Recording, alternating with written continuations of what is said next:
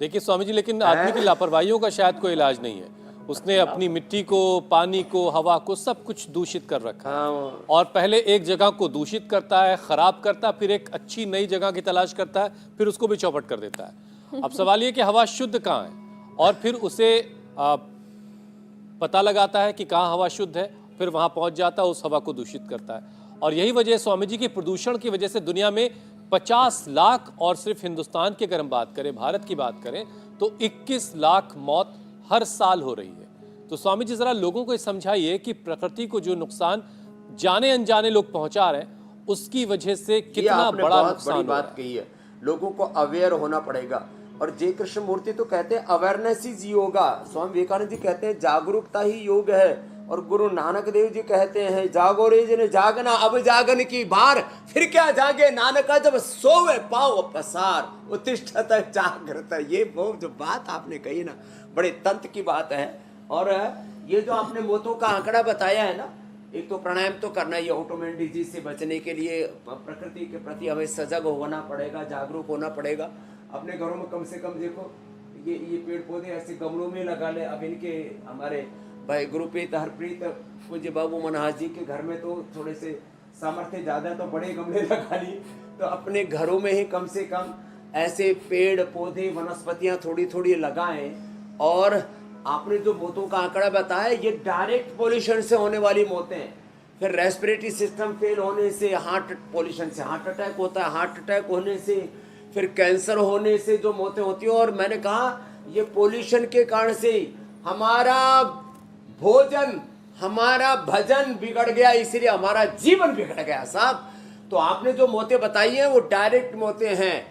Pollution से जो indirect मौतें हैं वो हिंदुस्तान में भी 1 करोड़ से ज्यादा, और पूरी दुनिया में 5-10 करोड़ से ज्यादा मौतें पोल्यूशन के कारण से होती है। और जो बहुत ज्यादा पोल्यूटेड शहरों में रहते हैं, पोल्यूशन फैलाने वाली जो इंडस्ट्री, और आपने कहा लोग जो है पहले जा रहे हैं वहाँ उस जगह को खराब करते हैं, फिर जहाँ पहुँच जाते हैं उस अच्छे डेस्टिनेशन को भी फिर जहरीला बना देते हैं। तो ये जो जहर का कहर आदमी अपने कुकर्मों से, अब कुकर्म शब्द सुन के कुछ लोग बड़े विचलित से होंगे, लेकिन आदमी जो नहीं, बिल्कुल ठीक है स्वामी जी, कर्मी तो है। प्रकृति और परमेश्वर की संरचना को बिगाड़ना बहुत बड़ा पाप है। सिर्फ मातृभूमि और मिट्टी के गाने से काम नहीं चलेगा। मिट्टी का ख्याल रखना पड़ेगा, हवा का ख्याल रखना पड़ेगा, पानी का भी ख्याल रखना पड़ेगा, तभी हालात बेहतर होंगे। तो सबको अवेयर होने की जरूरत है, और इसमें कहीं कोई लापरवाही नहीं चलेगी। स्वामी जी, खराब इम्यून सिस्टम कई बार हमारे पेट पर हमला करता है, बल्कि पेट शायद पहला टारगेट होता है। किसी चीज़ के जरिए, खाने पीने की चीज़ों के जरिए हमारे बॉडी में कोई इन्फेक्शन गया, और उसके बाद फिर सारी चीज़ों की शुरुआत होती है, और उसका नतीजा स्वामी जी हमारा डाइजेस्टिव सिस्टम चौपट होने लगता है। तो अब ज़रा पेट मजबूत रहे, कुछ उल्टा सीधा खा भी लिया कभी गाहे बगाहे साल 2 साल में, तो पेट उसका मुकाबला कर सके। देखो, जो खेत में डालेंगे वो पेट में आएगा। दोनों को क्षेत्र का संस्कृत में तो धर्म क्षेत्र कुरुक्षेत्र संवेता युयुत्सवा माम का पांडवाश्चैव किम अकुर्वता संजय। तो सुनो, उसके लिए सबसे पहले तो एक तो पेट और एक वेट बहुत भयंकर बढ़ता है। ये जो सब उल्टी पुल्टी चीजें खाते हैं ना, तो शरीर का मेटाबॉलिज्म गड़बड़ हो जाता है। भगवान की प्रकृति और परमेश्वर की रचना के साथ हम खिलवाड़ करते हैं। तो पहले तो मैंने मोटापा के लिए बता दिया, पहले वेट के बताया, पेट के लिए बताता हूँ। पेट के लिए पूरे 10 के 10 अभ्यास और 2 ही मिनट में पूरे करता हूँ। बाद में आप एक अभ्यास 2-2 मिनट कर लेना। खाली पेट नींबू खाने के बाद लीवामृत, जिनका डाइजेशन पुअर है, कुमारी आशा, पुनर्नवारिष्ट, बहुत ज्यादा कॉन्स्टिपेशन है तो अभयारिष्ट, कोलाइटिस है तो कुटजारिष्ट, कुटज घनवटी 2-2-4-4, और चित्रकादिवटी चूस ले, और खाली पेट कोलोग्रिट ले ले।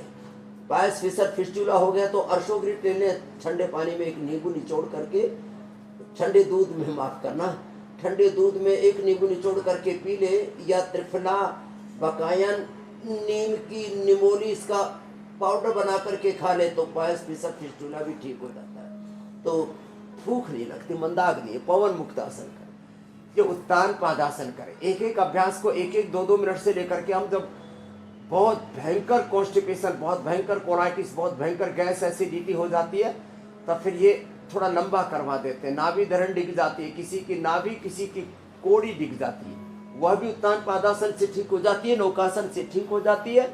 खाली पेट अनार का सेवन करना, खाली पेट सेव का सेवन करना, और जिनको सेव अनार नहीं मिल पाए तो अपना अमरूद खा लो। ये भी नहीं मिले तो सलाद, हरे पत्ते अपने घर आंगन में, अपने गमले में, अपने छत के ऊपर ही थोड़ा सा एक किचन गार्डन टाइप लोग बना लेते हैं। ये पवन मुक्तासन, ये उत्तान पादासन, ये नौकासन, ये पादामुष्ट नासास प्रशासन इसके लिए अप्रतिम है पाचन तंत्र के लिए।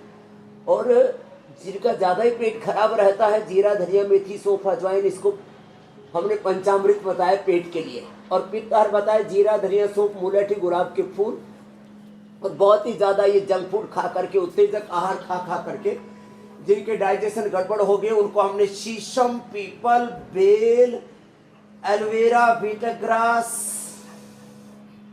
और दूधी घास, छोटी बड़ी दूधी, दूरवा घास, और बहुत ही ज़्यादा बढ़ने पर तो हम फिर वो गोंद कतीरा भी पिला देते, पित्त बहुत ज़्यादा। एसिडिटी की दवाएं खाते लोग, गैस की दवाएं खाते हैं।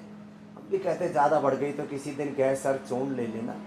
अब ये हलासन और बैठ करके ये पश्चिमोत्तानासन, ये पेट के लिए अप्रतिम है। और वज्रासन, वज्रासन, मंडूकासन, अर्धमत्स्येंद्रासन, वक्रासन, गोमुखासन, तो पूरा पैकेज मैंने डाइजेशन के लिए बता दिया। तो इतना भी कोई कर ले तो कहाँ फिर कोई रोग शेष रहेगा। खाने पीने पर ध्यान तो देना ही पड़ेगा, चबा चबा के खाना पड़ेगा, खाने के 1 घंटे बाद पानी पीना पड़ेगा, विरुद्ध आहार से बचना पड़ेगा। जी मेरे भाई।